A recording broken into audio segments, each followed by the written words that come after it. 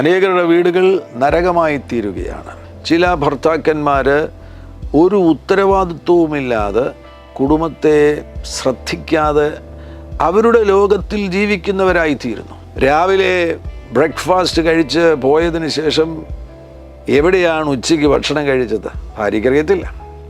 വൈകുന്നേരം വന്നതിന് ശേഷം രാത്രിയിൽ അത്താഴം കഴിച്ച് കിടന്നുറങ്ങുകയാണ്. വീട്ടിൽ എന്തൊക്കെയാണ് സംഭവിച്ചത്? കുട്ടികൾ സ്കൂളിൽ പോയോ? അവരുടെ വിദ്യാഭ്യാസം എങ്ങനെയുണ്ട്? സാമ്പത്തിക കാര്യങ്ങൾ എങ്ങനെയാണ്? ഈ കാര്യങ്ങളിൽ ഒന്നും ശ്രദ്ധ പതിപ്പിക്കാതെ ഉത്തരവാദിത്വമില്ലാതെ ജീവിക്കുന്ന ഒത്തിരി ഭർത്താക്കന്മാരുണ്ട്. അപ്പോൾ ഡോക്ടർ പറഞ്ഞു, നിങ്ങൾ ഇനി കുടിച്ചാൽ മരിച്ചു പോകും.